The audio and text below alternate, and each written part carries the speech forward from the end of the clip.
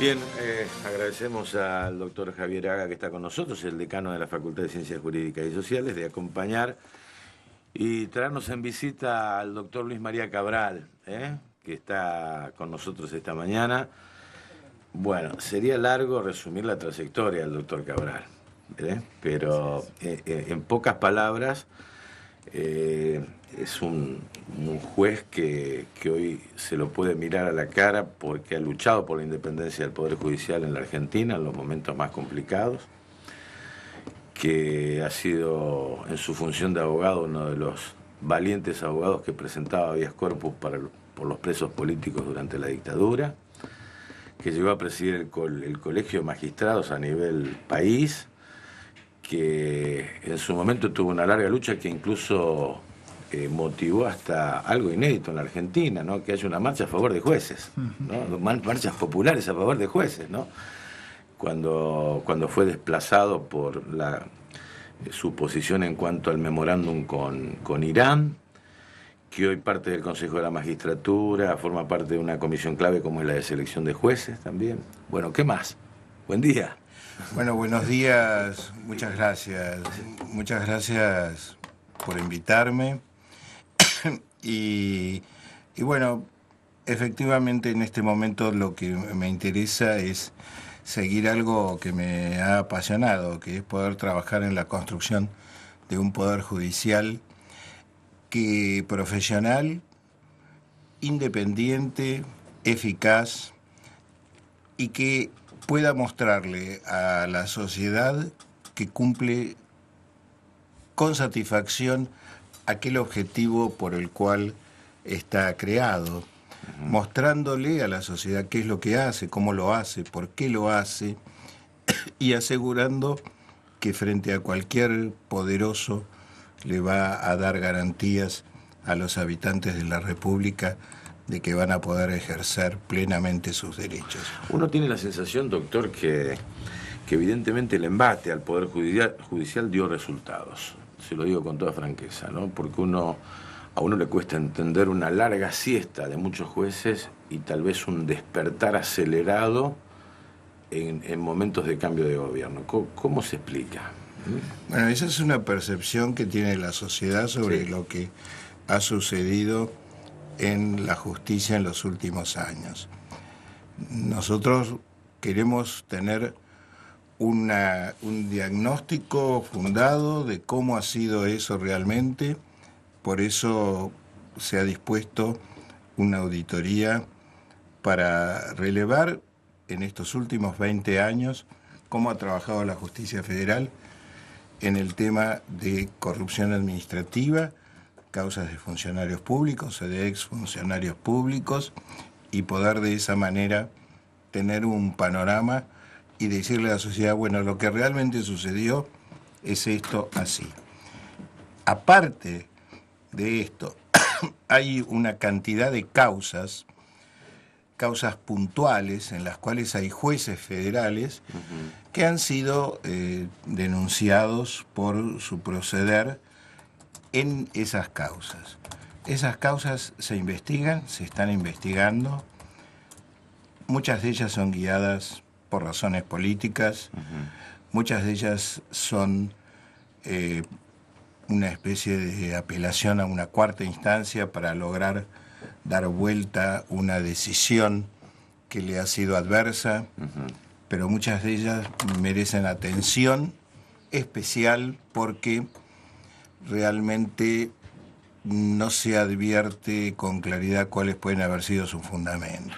Ahora, Y esto va a ser investigado puntualmente en cada caso y va a ser expuesto ante la sociedad lo que hagamos al respecto. Esto es la decisión que tomó ayer el Consejo de la Magistratura al hacer lugar al pedido del Colegio de Abogados, lo que se está refiriendo usted, esta decisión de investigar los últimos 20 años de cómo actuó la justicia en caso de corrupción.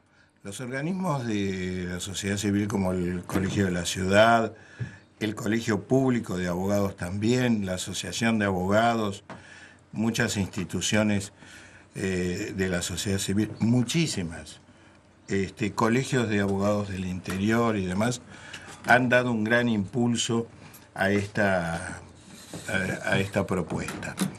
El Consejo lo ha enmarcado dentro de las facultades reglamentarias que tiene y ha dispuesto este relevamiento al mismo tiempo que lleva por otra vía todas las denuncias que puntualmente se han formulado. Porque aproximadamente sobre jueces del fuero federal de todo el país hay unas 70 causas que se están investigando puntualmente. Ahora, doctor, es tan difícil... De las cuales 25 pertenecen a jueces de la capital federal. ¿Es tan difícil investigar y cuestionar al poder cuando el poder tiene poder, doctor? Creo que es difícil. ¿Es difícil? Creo que es difícil porque es más difícil obtener las documentaciones, obtener testigos que declaren, pero esto no exime a quienes tienen a su cargo las investigaciones de proceder, de avanzar y de dar una decisión fundada acerca de por qué corresponde avanzar o por qué no corresponde hacerlo. Bueno, pero aquellos que insinuaron hacerlo le dieron por la cabeza o los fiscales mismos. O amenaza por un juicio sí, político. le voy a dar un ejemplo. A usted mismo, doctor, a usted mismo lo desplazaron de casación. Le voy a dar un ejemplo. Los jueces federales han tenido muchas denuncias. El juez federal que más denuncias tuvo, muchas veces se dice que fue el doctor Ollarvide. No fue el doctor Ollarvide, fue el doctor Bonadío. Bonadío, sí. Y esto tiene que ver con lo que usted señala. Los jueces han sido presionados. Ahora, esto no puede eximir a los jueces de realizar lo que deben realizar, porque están rodeados de inmunidades justamente para poder soportar las presiones que pueda haber sobre ellos.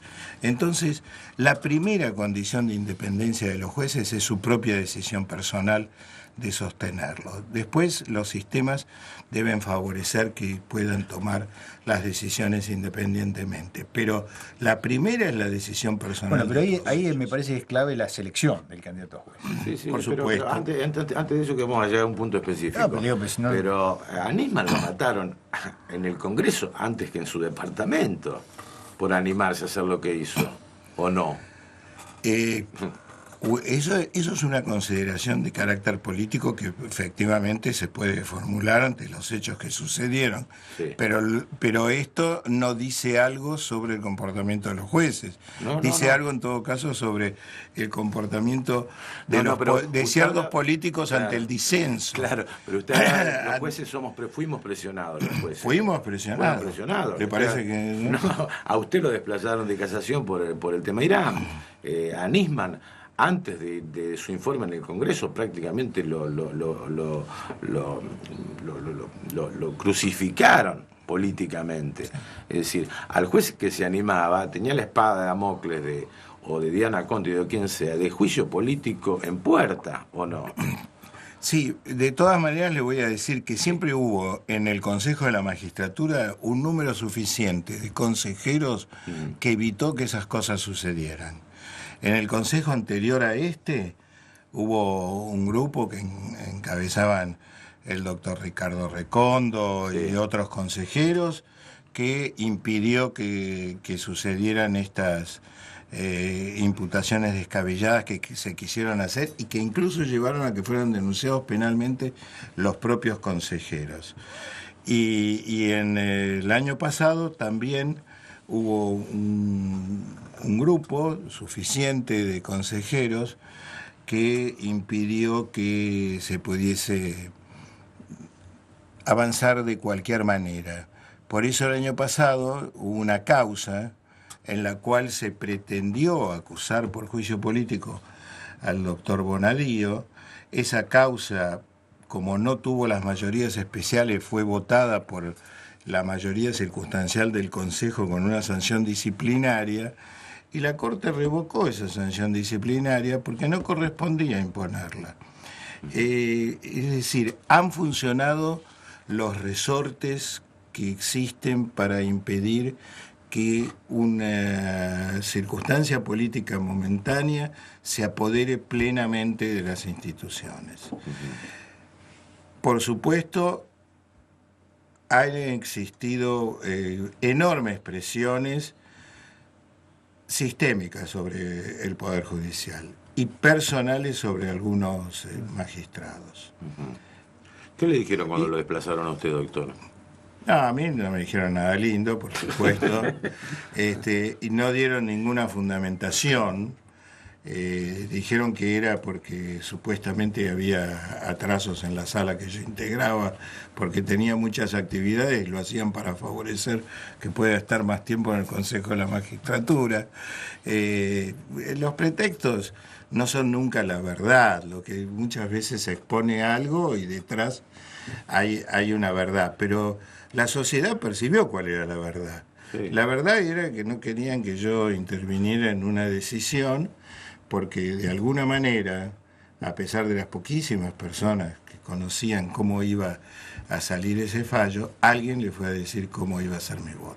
Es decir, a favor de la inconstitucionalidad del memorándum con Sí, hoy en día, no lo quise decir durante mucho tiempo, hoy en día le voy a decir que sí, efectivamente yo iba a votar la inconstitucionalidad de ese memorándum, es un caso que ya está cerrado, así que hoy en día se lo puedo decir. Y bueno, lo lamentable de todo este desenlace es que todavía no sabemos cómo murió Nisman. Y que tiene que ver con esto, efectivamente, con lo que usted acaba de decir, ¿no? Efectivamente, pero entre otras cosas no se sabe cómo murió Nisman, no por los jueces, sino por quienes pueden investigar, porque los jueces dirigen una investigación. Y quienes tienen que investigar, en todo caso, son los que no han puesto la colaboración adecuada ni la tarea adecuada.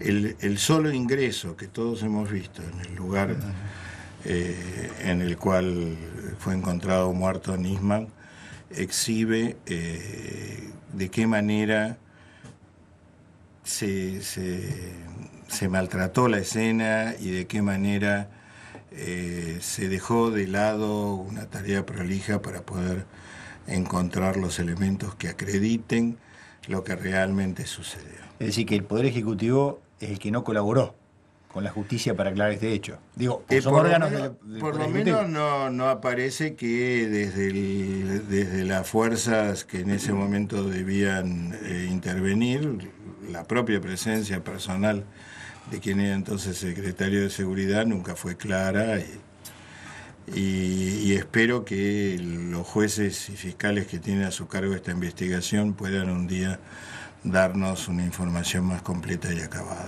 Sí, lo que nos cuesta entender, usted dice, bueno, los jueces fueron presionados, pero previamente a los jueces, usted nos decía hoy al comienzo, y me parece muy razonable, que los jueces tienen que trabajar con elementos, los elementos que son testigos, documental.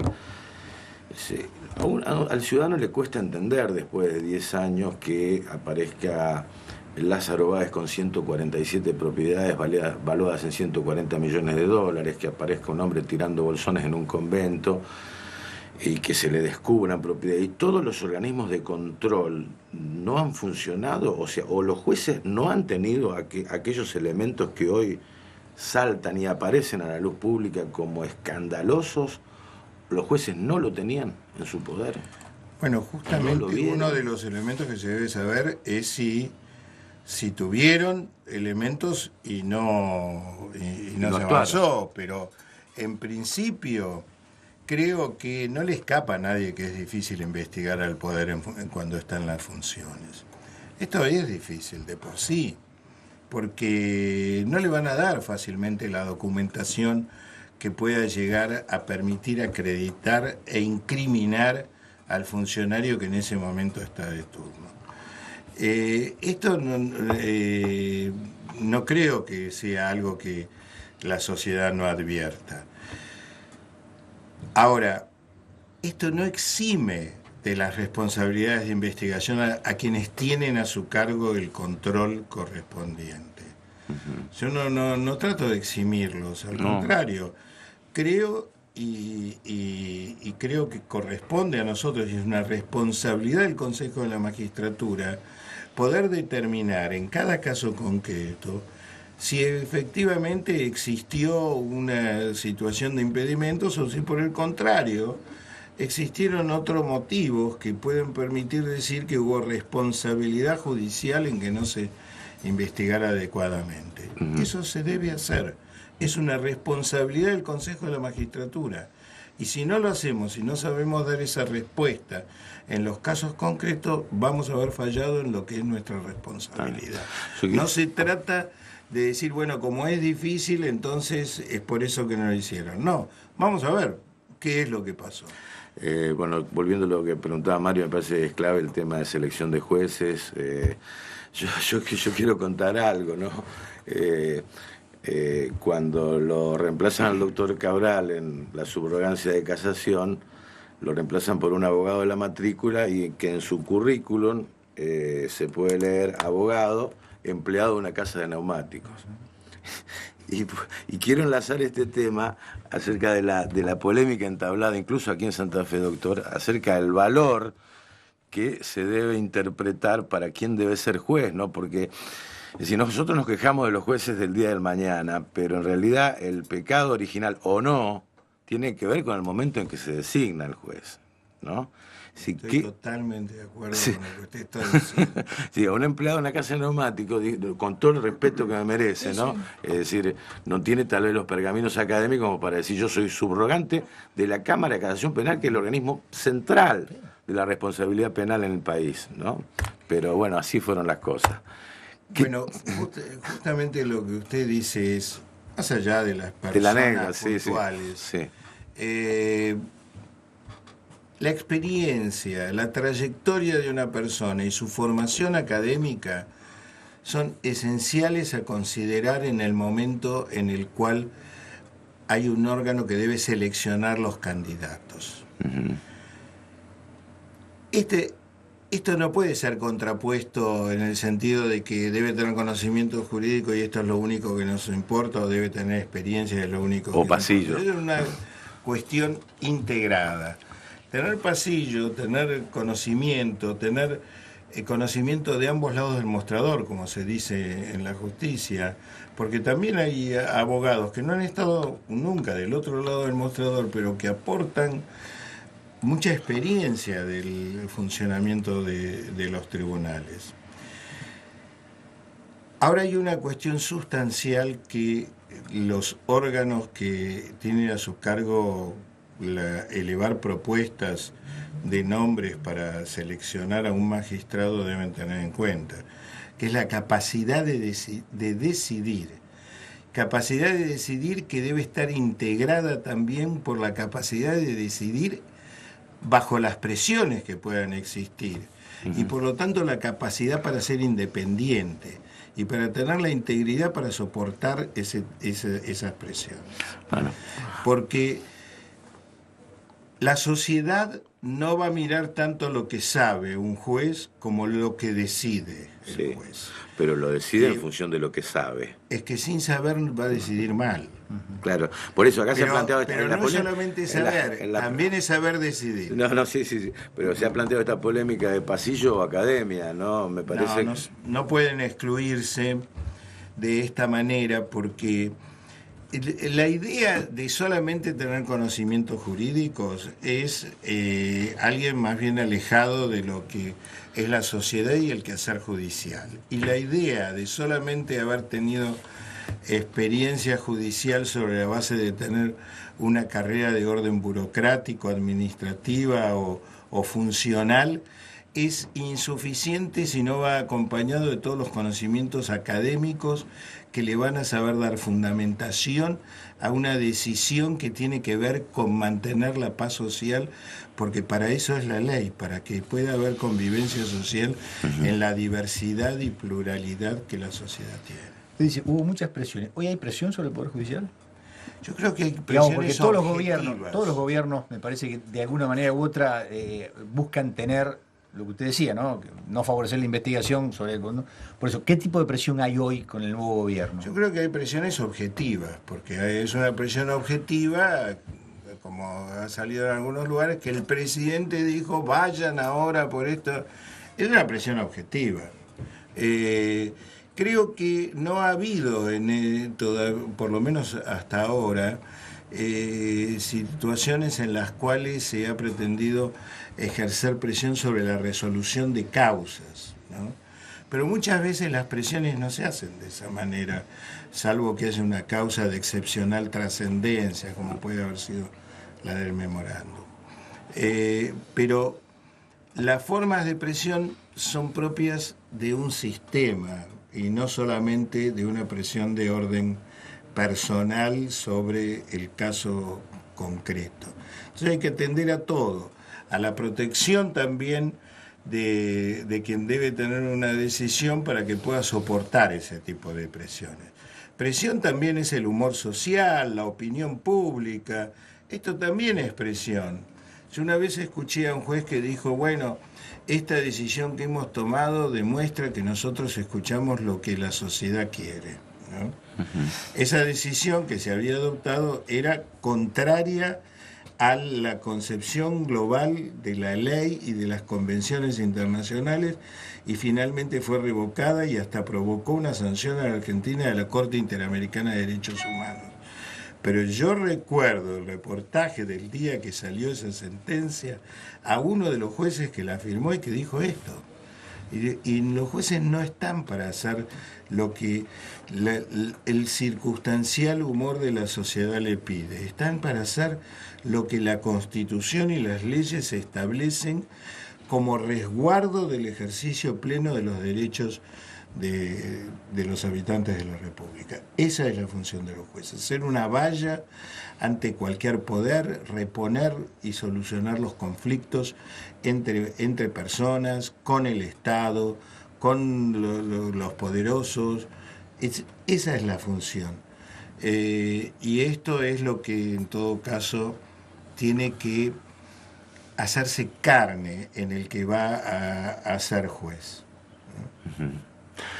Bueno, doctor, ha sido realmente un gusto haber conversado esta mañana con usted, ¿eh? Bueno, Javier, gracias por estar también acompañándonos, Isaac Rubinsal, así que también... Yo les quiero agradecer, como siempre, a la Universidad Nacional del Litoral y a su Facultad de Ciencias Jurídicas, al doctor Haga y a esta radio que en tantas ocasiones... me ha convocado. En tantas ocasiones lo hemos levantado bien temprano. Sí, no hay problema. Lo hemos levantado bien tempranito.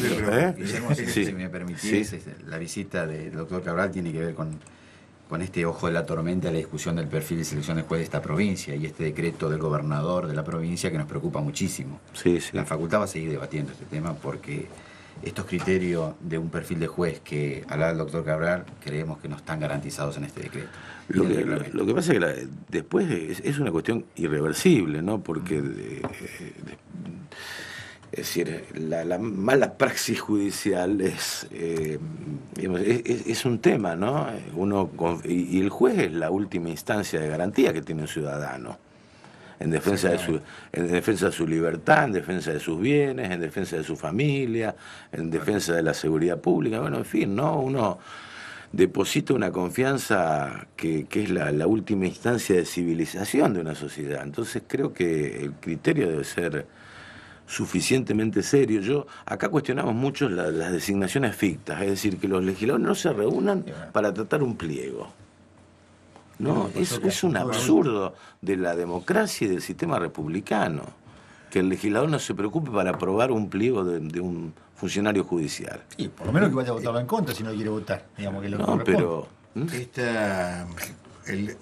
los sistemas de órganos de selección de candidatos a ser jueces, justamente lo que buscan es limitar la discrecionalidad política de quien elige para establecer un orden de mérito relativamente acotado, porque si solamente se lo toma como un examen de orden general, de idoneidad general y no es muy específica y con un orden de mérito que permita establecer, bueno, no es lo mismo que aquel, más allá de que todos pueden haber sacado el 4 mínimo. Sí. Esto también se convierte en algo inoperante a los fines de seleccionar a los que están en mejores condiciones.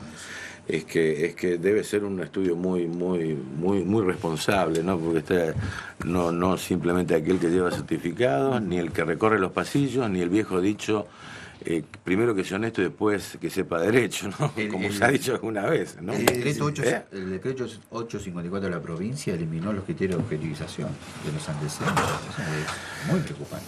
Bueno, doctor Cabral, muy amable, realmente ha sido un placer, ha sido un placer. Gracias, doctor, muy amable.